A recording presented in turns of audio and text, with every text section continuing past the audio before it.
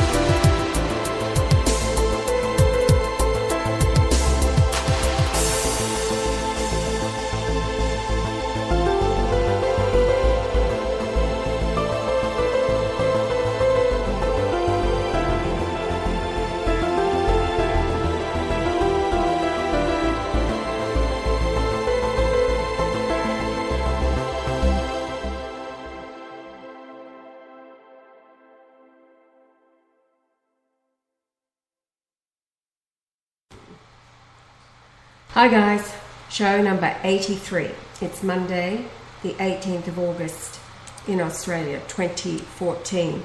Now, Yah has been working on another amazing PowerPoint with the 22 drawings that are absolutely mind-blowing. While he's doing that, he's just tweaking some things. After yesterday's program, and I read just a little of the Harold Wallace Rosenthal interview, the Jew who was murdered. It was shortly after he gave that interview, in all of his cockiness and bragging. They did get him. It was on a flight, he was in Turkey, I believe, when the flight was supposedly hijacked. It was all set up. He ended up being shot dead. And the interview itself was delayed for some time out of respect to the family, through the goodness of the Christian man that was interviewing him. But if you haven't already read through that document, I advise you to do it. Also, if you're not familiar with the protocols of the learned elders of Zion, I again today will put another link to the protocols. You really must read through them and familiarize yourself with how the enemy of all mankind has been able to get away with what they have. All war and terror is a product of Judaism. No matter what other ism they call it. Communism is Judaism. Marxism from communism is Judaism. It's Judaism first. And this, of course, was what Hitler recognized as a very young man when he began writing Mein Kampf. So he nailed the enemy on the head from a very young man, and is why he has been demonized throughout history. The Jews hate Hitler and Jesus. Probably Jesus first, absolutely, because Jesus, the spirit within him, gave birth to Adolf Hitler. That's it in a nutshell. That goodness and righteousness as the father he felt toward his people. So I'll read two fairly short sections from the Kolbrin. The first is about greed, and the second is about envy. So knowing what the Kolbrin has to say about each of those malicious characteristics, compare what is in power today and the braggings of the Jew, now dead, Harold Rosenthal, what he exposes about the way the Jews think and their plan for world domination. And if you're in Australia hearing us, having received another email from Peter today, just a mention of the kosher stamp that's on all food throughout Australia. He said he phoned the corporation. It was on virgin coconut oil. It has the K within the Australia on different products. If you don't know about it, that K, and I think it's a U in other nations, that means that it's being stamped kosher or regarded as kosher. it means nothing more than a tax that is going back to the rabbinical Jews. They control everything. It's got nothing to do with their dietary laws. As Peter pointed out, I thought kosher only had to do with meat, the draining of the blood from meat, etc. Well, it's crept into just about every product on the market, supermarket shelves in all of the nations today, and it's a tax. It's a form. It's like a bribery. What is it? How do the mafia operate? You've got to pay protection money. You can bet that's what it's like. That it's exactly what it's like. So companies that don't go along with it are probably threatened, and so without wanting to lose their business, that's just my they're off the top threatened of with the loss head. of advertising rights. They're threatened with the loss of supply. It's like the righteous man that wanted to print the truth in his newspaper in America years ago. Morris Beale. In New York, I think. He was threatened with not being able to be supplied with ink. For his newspaper, yes. Newspaper. He was an editor. This was in the 1920s. He was an editor for the New York Times, very much into alternative natural therapies, knowing that there were many that were already abundant and working wonders, reversing people's diseases in the USA. So he wanted to report them as an editor he wanted to report them.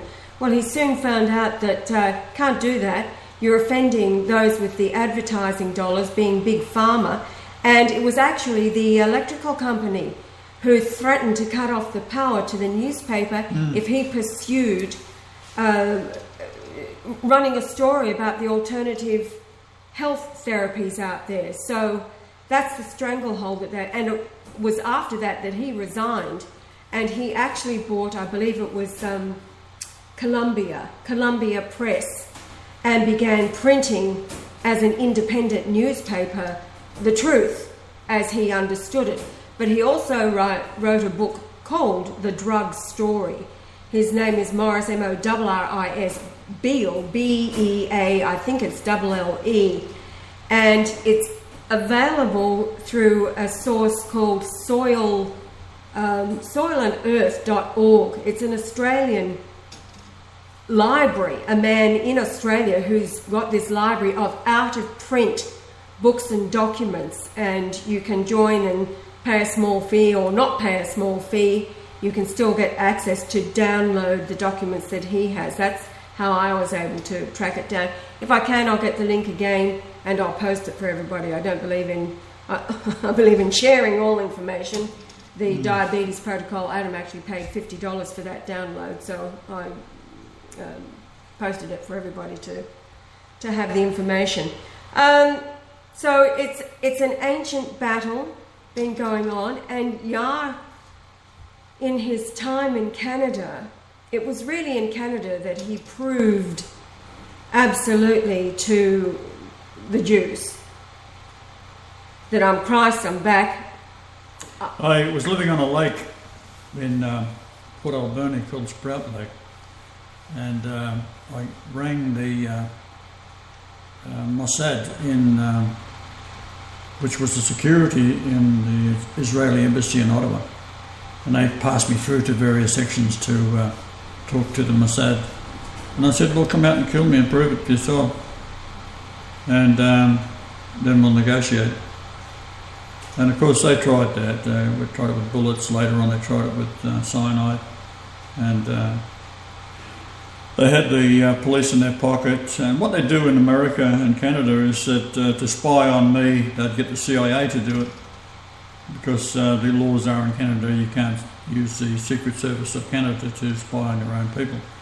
So they got around that. They get the Americans, which is the same thing, to do it. So I was trying to offer them an olive branch, in the sense that if you do the right thing, well, we'll end it now. Otherwise, I'm going to kill you. That's what I basically told them. I said. They also said that I'll leave a boat at the end of the wharf and give you the coordinates where the depth of the lake is 666 feet deep. So I did. I put a boat at the end of the wharf with a cinder block in it and some rope. And I said, just do the body in, put it in there, take it around. They all think I'm nuts around here anyhow. And I just simply disappeared. Making a perfect killing for you. Well, I tried. It didn't work. So it's been going on. But as I said, I was talking about stories yesterday of how they tried to kill me ever since I was a child. So operations, and which was unnecessary, appendix, adenoids, tonsils. I was happy in the hospital for some reason or other, trying to chop bits out of me. And each time they tried to kill me.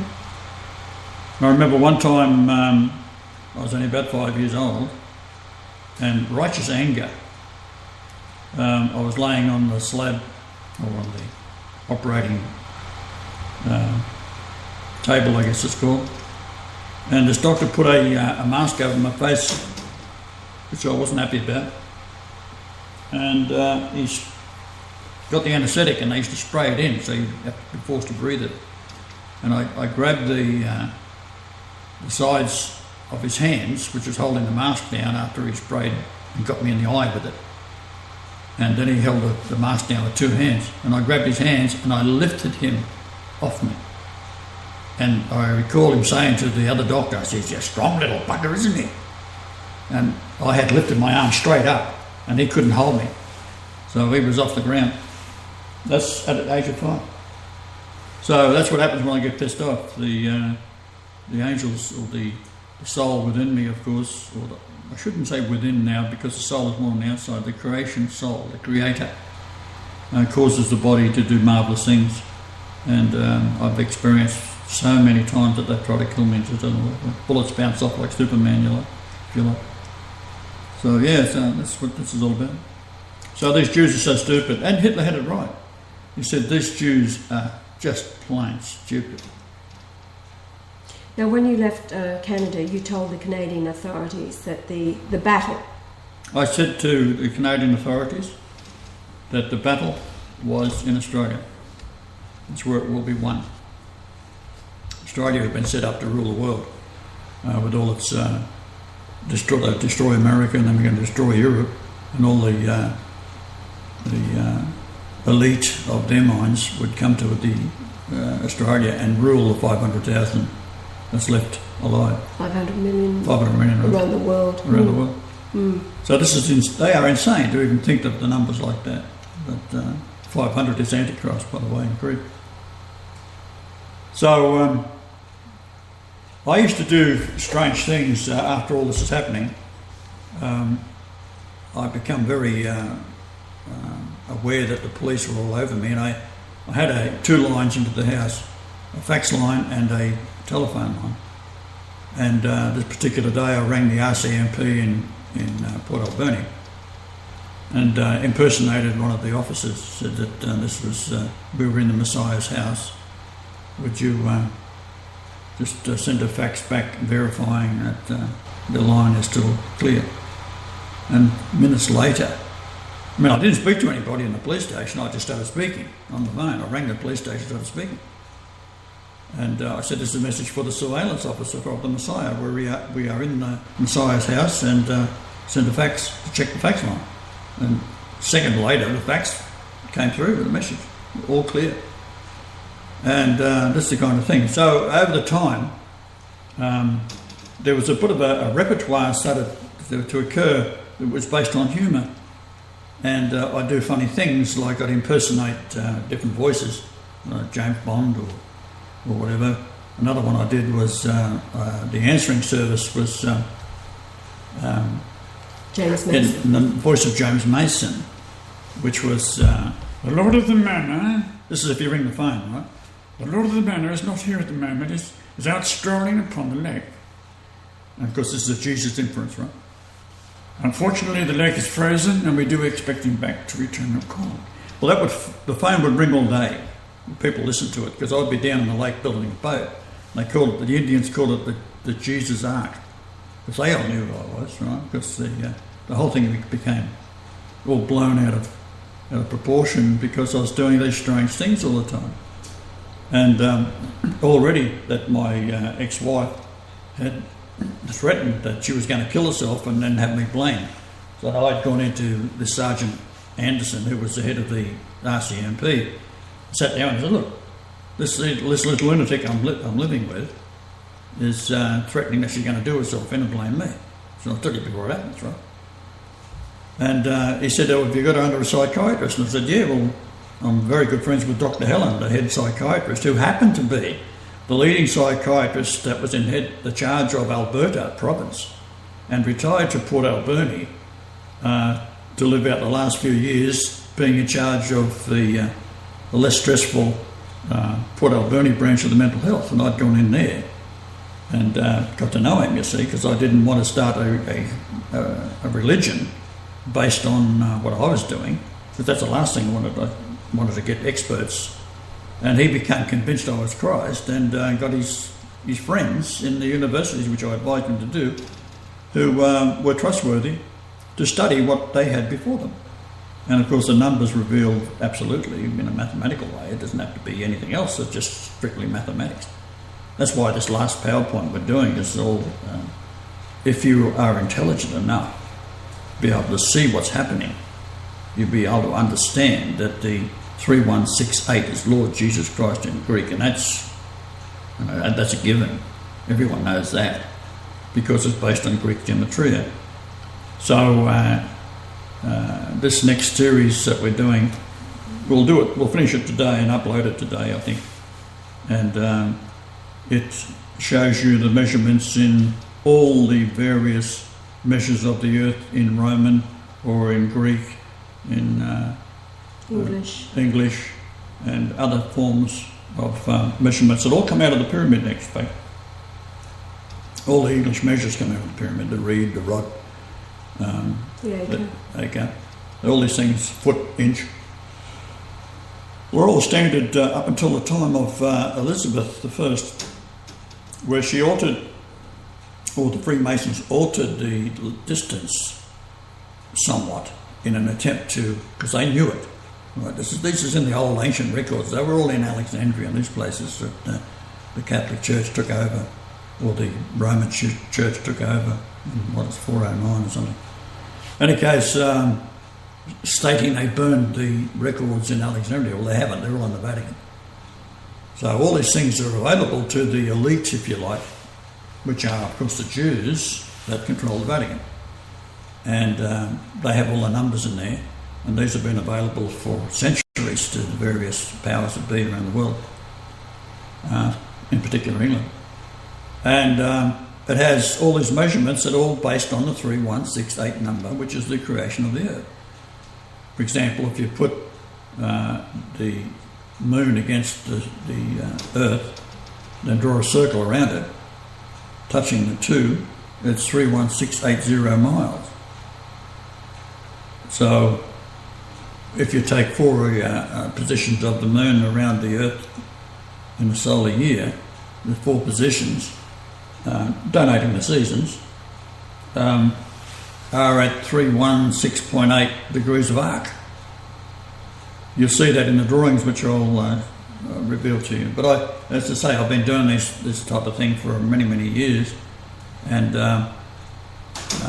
occasionally some inspired man or woman will come up with another drawing, and they've been accumulating over the years. And like the Bible, I don't have to read it, nor do I have to draw it. If someone else draws it, I'll just say, yeah, that's right or it's wrong.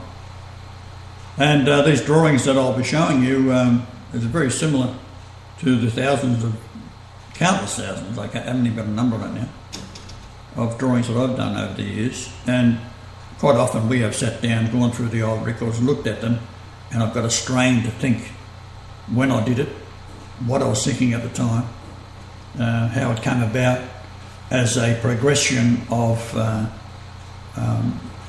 revealing one thing after the other in order to put it in some sort of format that can be understood by the wise of the world, and point absolutely that there's no doubt in the world who I am. So naturally the Jews are trying to stop it. That's why I gave them the opportunity to kill me. This was back in 1991 or something. So they tried. They know exactly who I am. So as I was when I was arrested, taken to Wilkie Maximum Security in Victoria, this is where all the thugs are, the tattooed mongrels that in there for life, for killing people. They put me in there. Now, hopefully they was going to have me killed in there. Well, that didn't work because I took over the whole damn jail, right? And that's another story. It was quite funny how I did it, but I was threatening the toughest thug in there. I took his seat in the canteen. I said, "Tell him to fuck off." Right?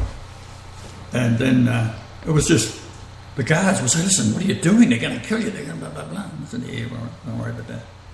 So the guards were all strange. But on the way down, as I'm leaving the police station from Port Alberni, the cops are all standing there singing "Onward Christian Soldier." Right?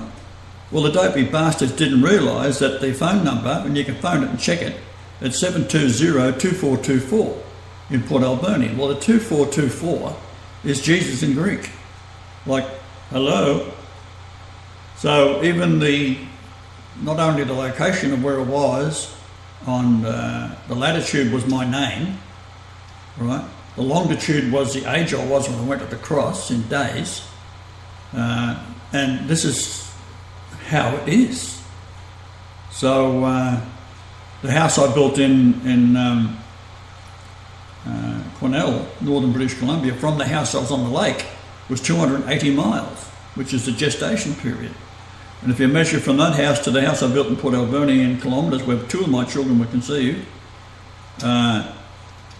it is 444.3 kilometres, which is how many times the word God is found in 3877 verses, which is the distance from the maternity ward of the Catholic St Margaret's Hospital maternity in Darlinghurst, Sydney, to the South Pole in miles, 3877. So what I'm showing to you is I'll continue to do this sort of thing for as long as it takes.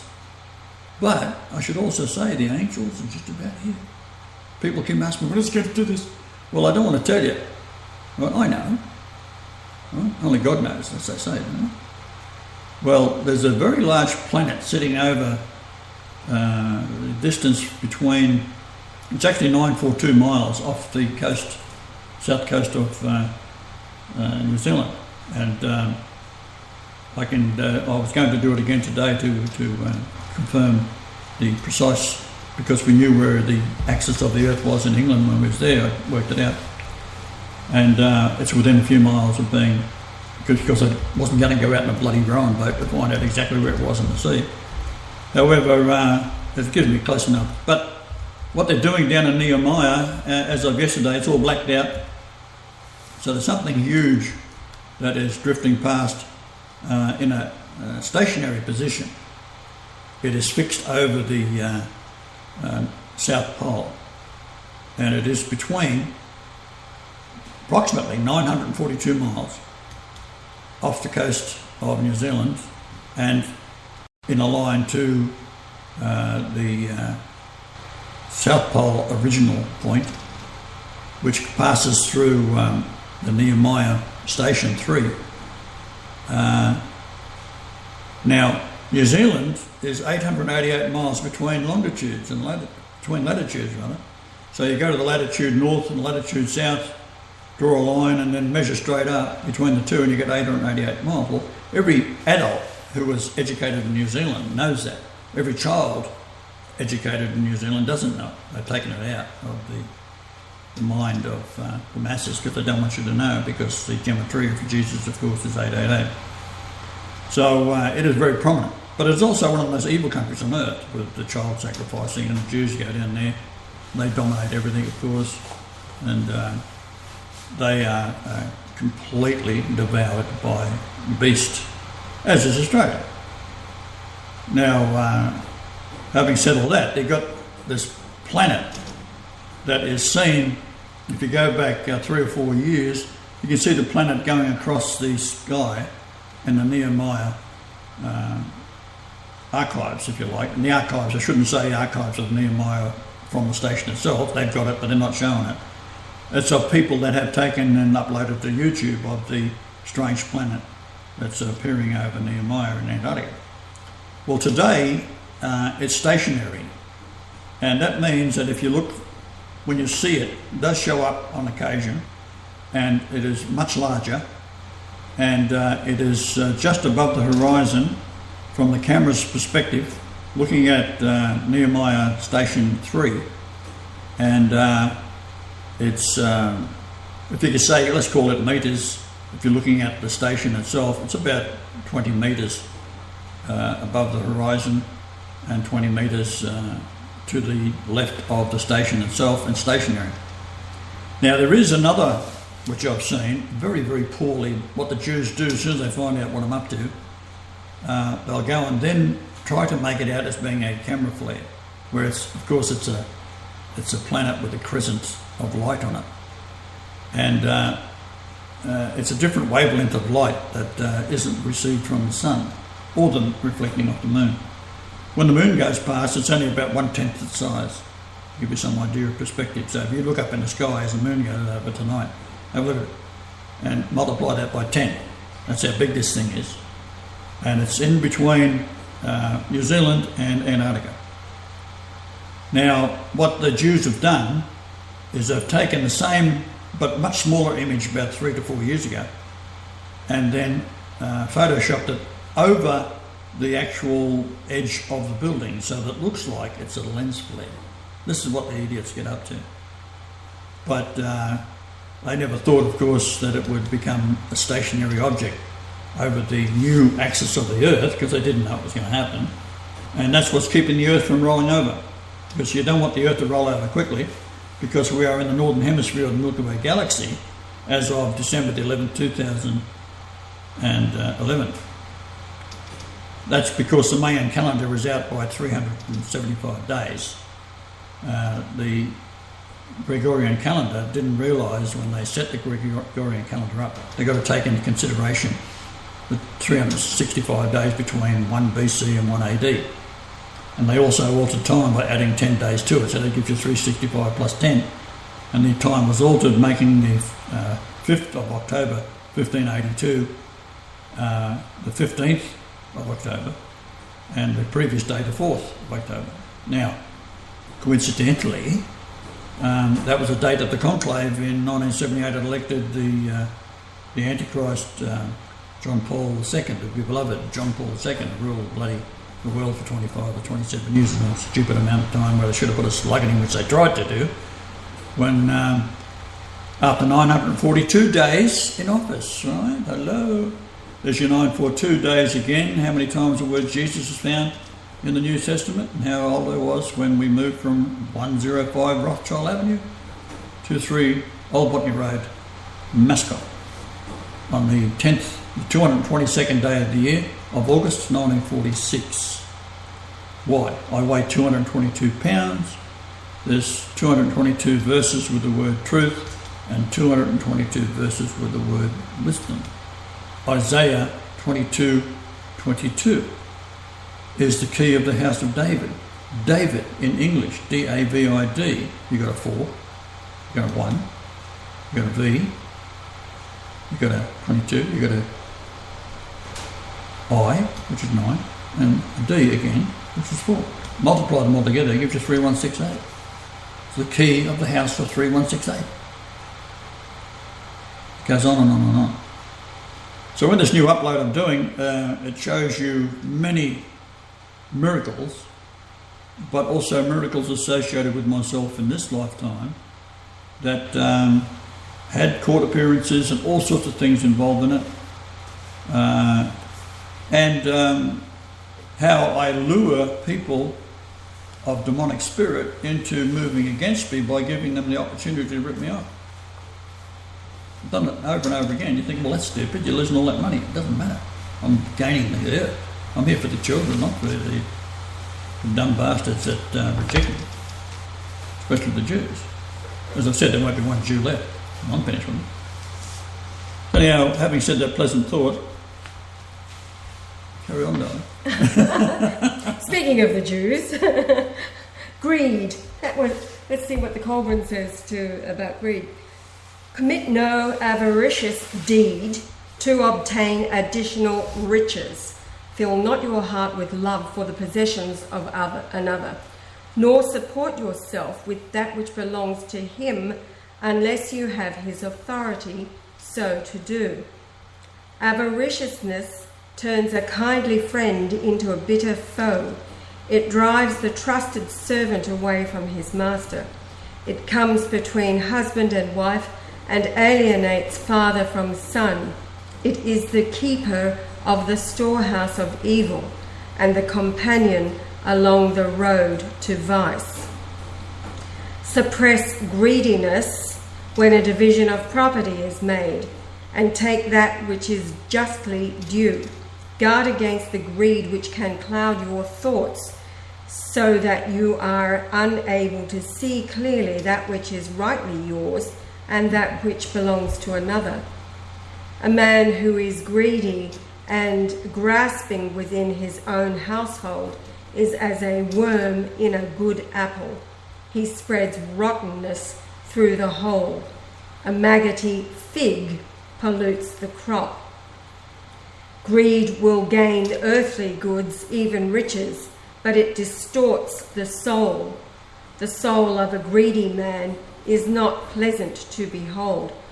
Thinking back to what I read yesterday about Rosenthal, that this temporal life on the earth, sumptuous living is what it's all about, and their goal is to get whatever they can from others. The possessions of a greedy man are never secure, for his avariciousness will destroy that which his greed has gathered. Greed is a poison within the heart, which contaminates and destroys the good which is in man. The sole builders of virtue, honesty, duty, and affection wither and die before its cold blast.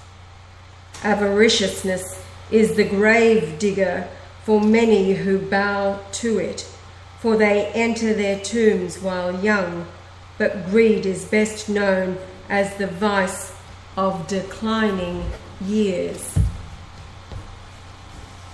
Riches are servants to the wise, but they are masters over the avaricious and weak. The fool serves his riches, they do not serve him. The greedy man possesses them as a sick man possesses a fever. They torment him, and he cannot rest. His bedchamber is not a place of peace, and his headrest denies him sleep. He is tormented by dreams of loss, and thieves assume the visages of demons.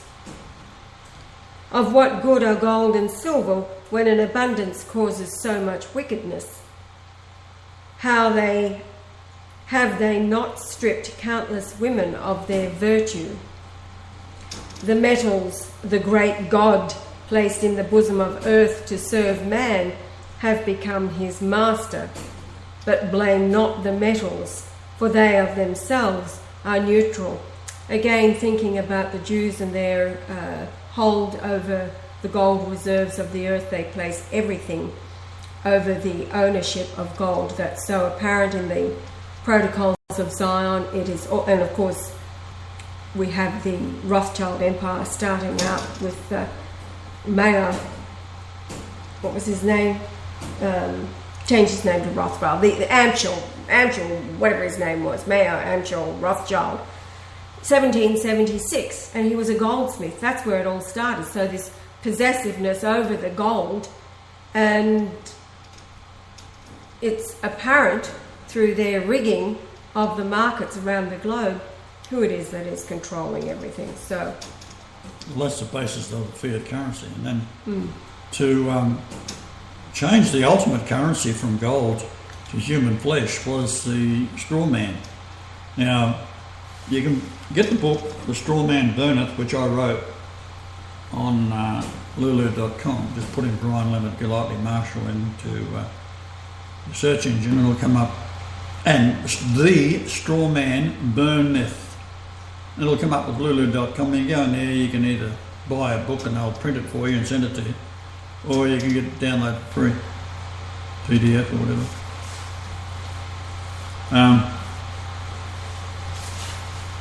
There's also other books in there that I've written which was predicting the Coriolis effect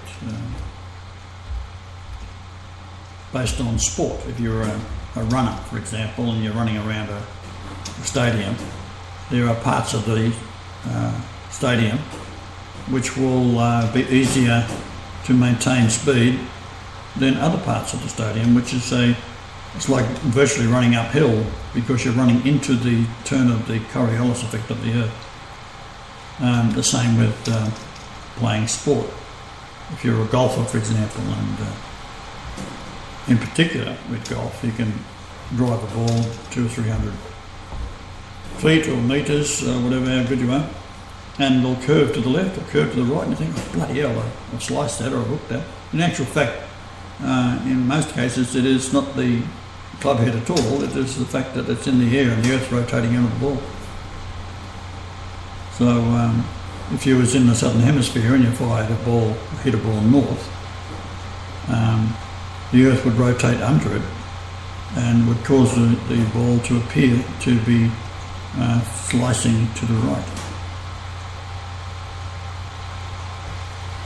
Carry on. So, for they themselves, this is gold, are neutral. Are they not found in abundant quantities among the worst types of men? And are they not held in greatest esteem by the weakling who thinks they provide a substitute for the strength he lacks? I'm thinking about all of the bling that people wear, the jewellery, gold and silver and... Well, you see, I'm pretty well decked out in gold. Yeah, well. 197, the atomic weight of it, babe. And your name, that's about it. The poor man lacks many things, but the avaricious man denies himself everything which is good. Now, going over to Noah Webster's dictionary, avariciousness is the quality of being avaricious, which is an insatiable or inordinate passion for property. Does that not sound like the Jews? No. Okay.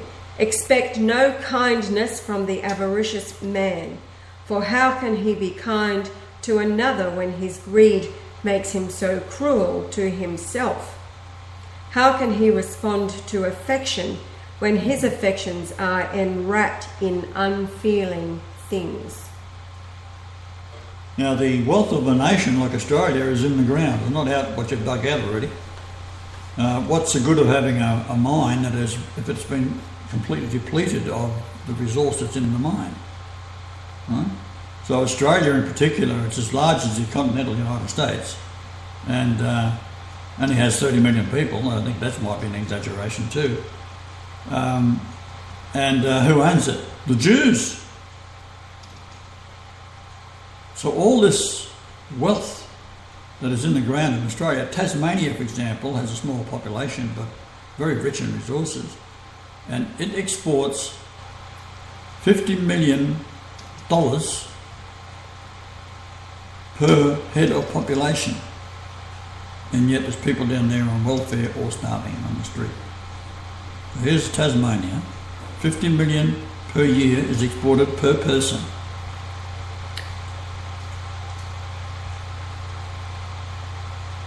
Now, Australia, how much does it export? Well, we've got one guy here who is a politician. He's getting 500 million a year just from one mine exporting coal to China in royalty. Now, does that sound right? Who actually owns the coal? What, he goes and puts a line around and says, right, I'm claiming that, and then gets the Chinese to put money in to develop it, and he gets 500 million a year for 30 years. Another one was the iron ore, largest deposit of iron ore in the world, was so rich you could take a piece of the ore that has been blasted out of the cliff place and get a welder and draw an arc on it. You can weld on it. It was something like 70% iron ore. Right? That was a guy by the name of Hancock. His daughter inherited, and she's got to be the greatest arsehole that's ever lived. Right? Gina, like the amount, the amount of money that this woman controlled. And is she brags extraordinary. about controlling her boy Tony and everything else, and Psychopath. Fairfax, the newspaper, and she's a despicable woman. Anyway, continuing on about avariciousness. As a cancer to the body, so is avariciousness to the soul.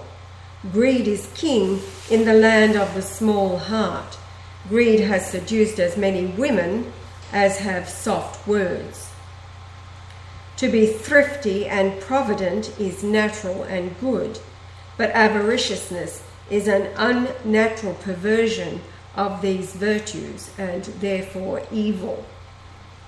The first good thing an avaricious man does is to die. Oh, I like this.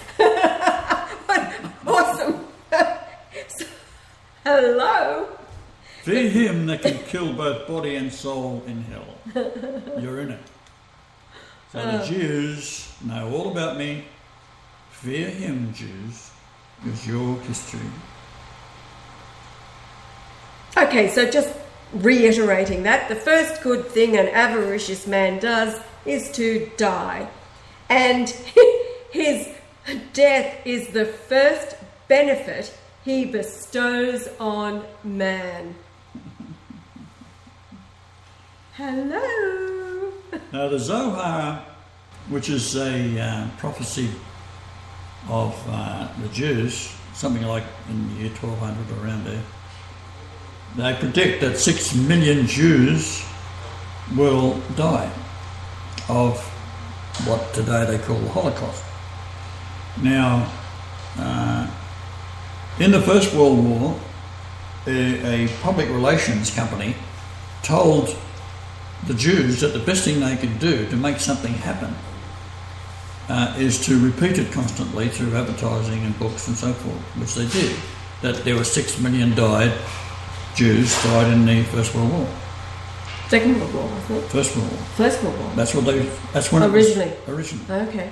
Then the Second World War comes along, another opportunity. Another 6 million is peddled out there. And the idea being that this will prevent the prophecy coming true with the return of Christ, because with the return of Christ, the 6 million will be done in, right, by angels. So they say that if they repeat it and say it often enough, that it's already happened, it ain't going to happen in the Zohar prophecy. So it's their own prophecy, which I totally agree with. Can I repeat that little paragraph? That's awesome. Yeah, go ahead. Adam, listen to this. The first good thing an avaricious man does is to die, and his death is the first benefit he bestows on man. And then marriage to an avaricious man is like living in a residence without furniture. Yeah. In olden times, when men dwelt beneath the sun beyond the mountains, the avaricious man was not known, yet they had both riches and contentment. Their life was abundant and joyful. What then happened to men? Perhaps it was these things which they had that changed them. If so, can we be wiser? And then the last paragraph in this about greed is, Pontus taught that those who lacked contentment and comfort, prosperity and plenty, inherited the lands of those who had them. And this may be a lesser law. In these things the writings are silent. Avaricious means the lust and possession of property. Yeah, well, the insatiable desire Insatiable. for property, lust. Can never be Greed. satisfied. Greed. Now, do we want to go on to envy? That's another short one. Oh, why not? Well, you know, these are the characteristics of the Jew that we described yesterday. Well, we didn't Well, maybe you describe could read it. a bit of Rosenthal. what he said about the Rosenthal. Go back to Rosenthal. He is disgusting. Now, Rosenthal, he was being paid by an interviewer on his radio program to talk about the habits of the Jews. And he was so confident that at that time that everything had been taken at its full meaning from the Talmud, that this is what they were going to do in the protocols of Zion. And of course they've done it. They controlled World War I and World War II. They invented the Holocaust. He says it didn't happen. They invented money, the fiat currency, the straw man that takes your baby and sells your baby's birth certificate on as a bond on the stock market, stock being animal, and traded. So they bring on a war like Vietnam. 51,000 Americans died. All of them had straw man accounts. Whoever owned a straw man account, which is usually the banks or the insurance companies, or the nations. Australia owned a lot of the original straw man in Australia. They'd put £1 million, it's a lot of money when I was a child, into the birth certificate. How much they put into me was billions, because they're going to do me in quick. Of course, they tried many times as a child, never got around to it. Succeeding, that is.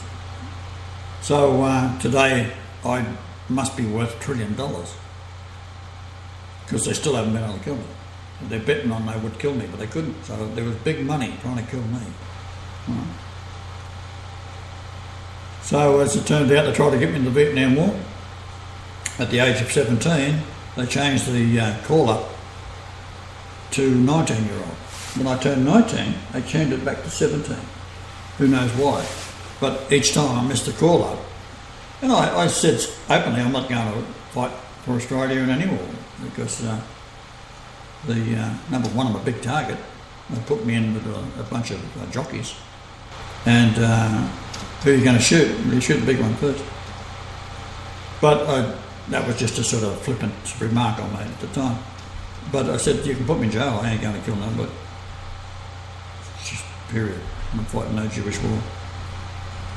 So as it turns out, it was only years later that we found out that the straw man is on every one of those soldiers that go over to Vietnam and got shot. They made millions of them per person. This is why you find a lot of your actors die at 51, 50 years of age is a very serious time for an actor. Errol Flynn, Robert Stack, Robert Shaw, Roy Orbison, it goes on, the list goes on. A lot of people who, Clark Gable, because they're getting past their use-by date, and then Hollywood owns them, of course, and they've already got them loaded up to the hill with their straw man, and then they kill him. And not only, let's say, Roy Orbison, for example, they killed his children, they killed his wife. He thought it was an accident, but they burned him to death. One wife died in a motor accident. And then at 51, I think he was when he died. Well, he's worth more dead than alive for the straw man, number one.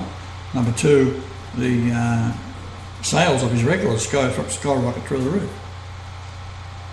That's how they get away with it. What are we up to, darling?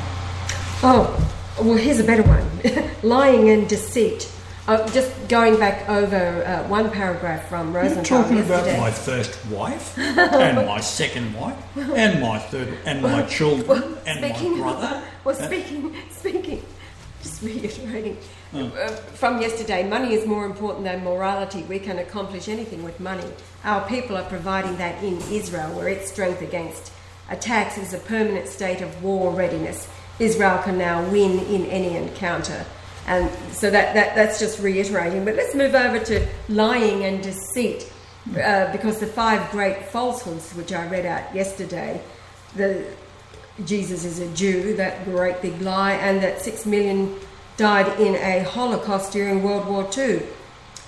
Let's go back through over the 1 through 5. 1, the Jews are Israelites and thus God's chosen people. 2, Jesus Christ was a Jew. 3, that 6 million Jews were killed in a Holocaust during World War II. 4, that all races are equal, or that all are brothers. And that 5, the Jews are just another religious group. So, bearing that in mind... So this stupid man said that on a live radio program which goes all over the world, right? No, it wasn't a live radio program. It was taped. Everything was recorded and then released later, the transcript of it. Yes. Did the guy who taped it put it live on the radio? I don't know. Of course he did. We heard about it. Yeah, but it's the transcript that he Well, released. naturally He it's a printed transcript. it. He printed it. But he said it as it was going to go over the air.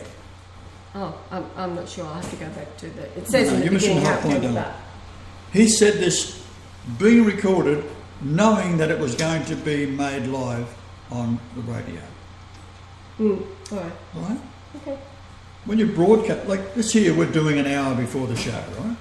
It's going to go up at the appointed time. Therefore, we are saying things knowing full well it's going up at the appointed time to go live around the world. Right. Spain, That's what he did, Macedonia, this idiot. Frozen. So then the Jews killed him because he was revealing things that they didn't want revealed. Yeah, but at the same time, you could have thought that the demographic was so small of his listeners that nobody would actually He hear wasn't it. an idiot. No, I'm saying like the guy's radio show could have been Okay. like anybody else's. Anyway, he's dead shortly after.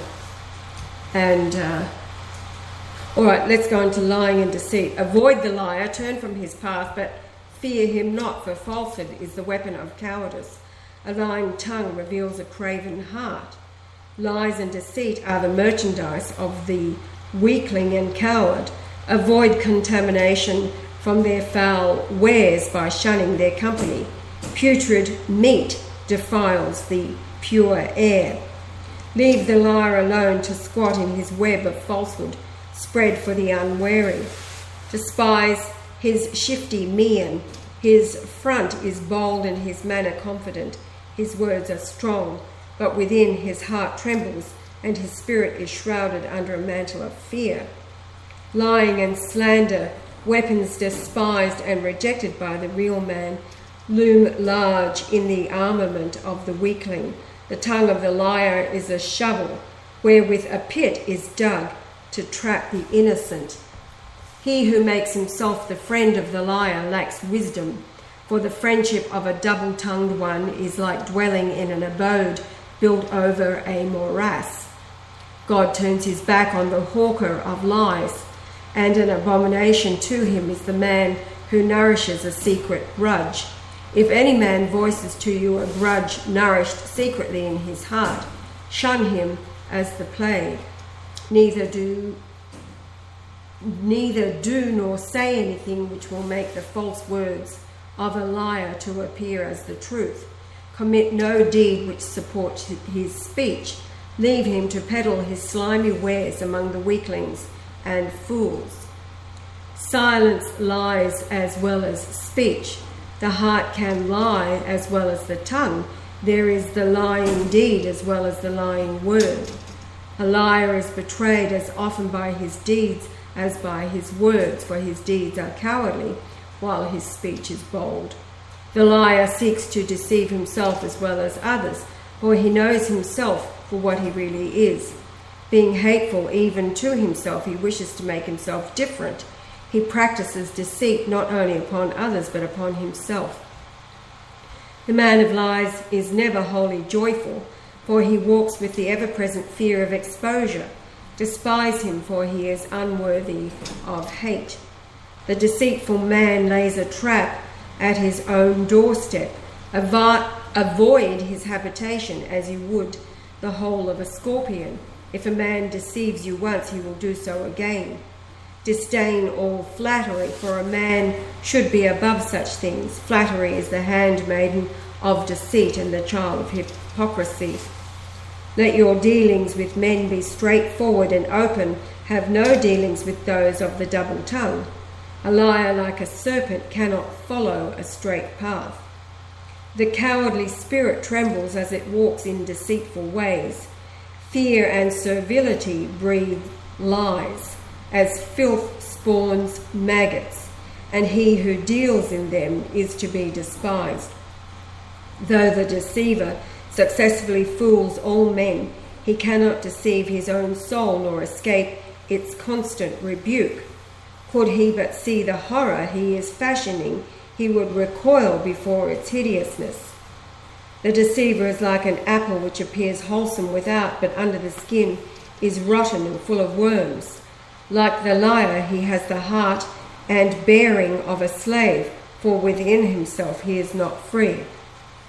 Therefore, if by weakness you are tempted to avoid the burden of manliness, to ease the strain of living by recourse to lies and deceit, cast all such temptations aside. Retain your manhood and spare your soul. Deceit may bring gain and lies respite, but the cost is high, for you brand your everlasting soul. Deceitfulness, like disease, grows from a small seed, and once implanted cannot be easily rooted out. Of what use is a healthy body if the spirit within be eaten up by the loathsomeness of despicable ways? The tongue of a castrated man is thick with guile, for lack of manhood induces unmanly ways. Manhood is not only the cultivation of manliness, but also the mastery over unmanly ways.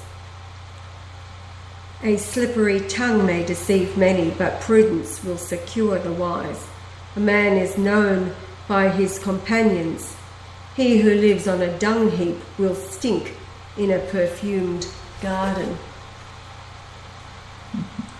Another good one. He who lives on a dung heap will stink in a perfumed garden.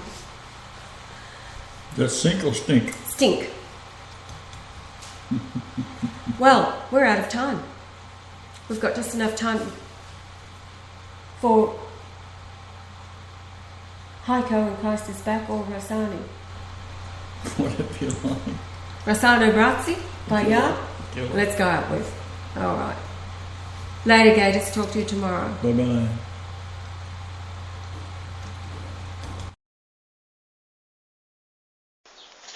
Now, in a nation like Italy,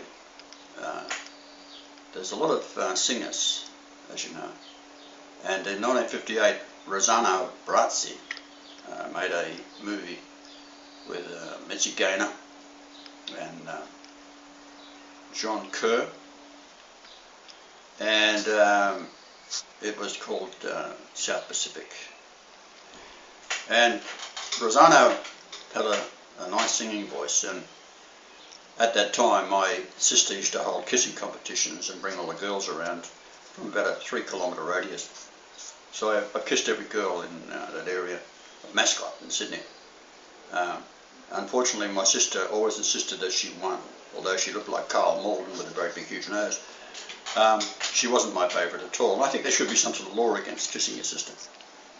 Anyhow, they used to get me to do impersonations, and as Rossano Brazzi had this starring role in South Pacific with Mitzi Gaynor, that was one of their favourites, so I'd like to do it for you. Some enchanted evening, when you find your true love, and you see her call you across a crowded room, fly to her side and make her your own, and somehow she'll have you by the balls from then on.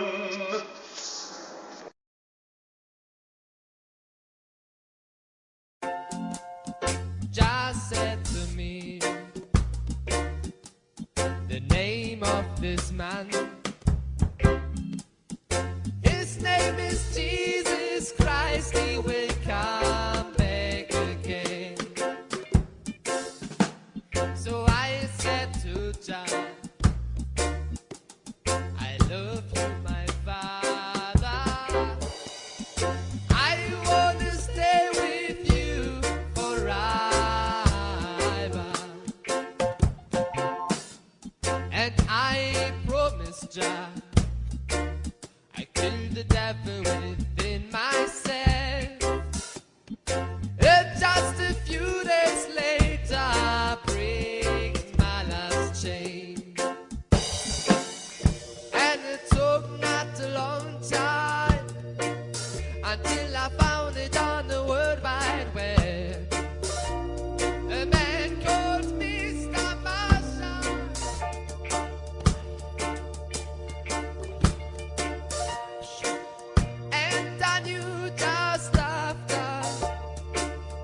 watching him for a little while.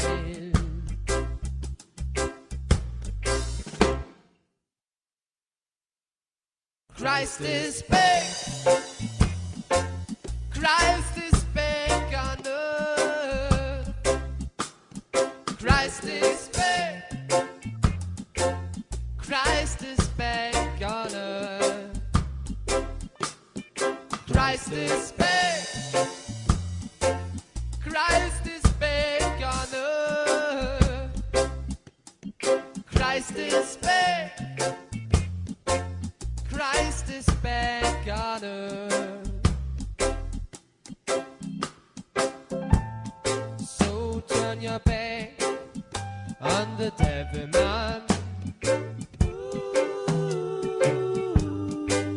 who is hurting I and I.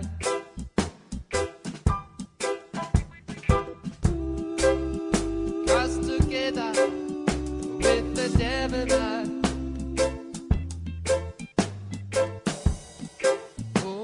the devil man, the sun will never shine here.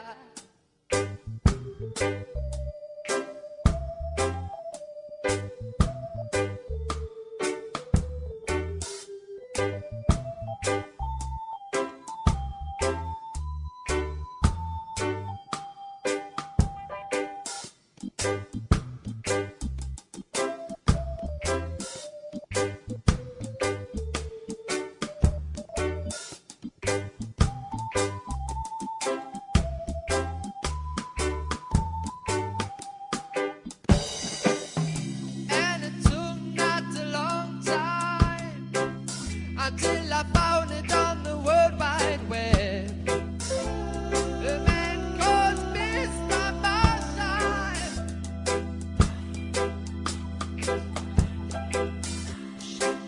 And I knew just after watching him for a little while.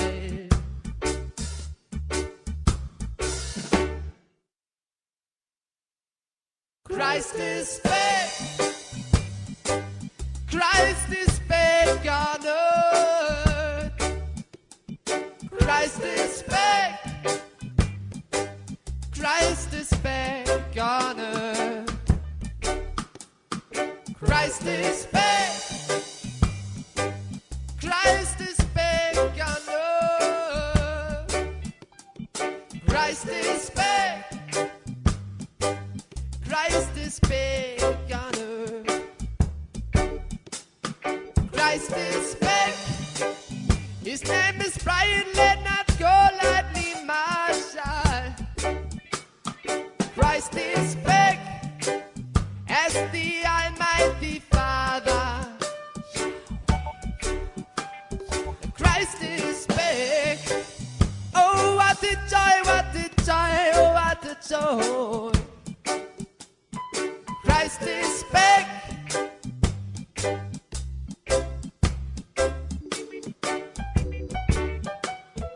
Christ is back. Oh, rejoice, oh, the children. Whoa, 'cause Christ is back. And the end of the night is near. Whoa, Christ is back. No more separation, no more starvation. Christ is back to break the last chain. Christ is back.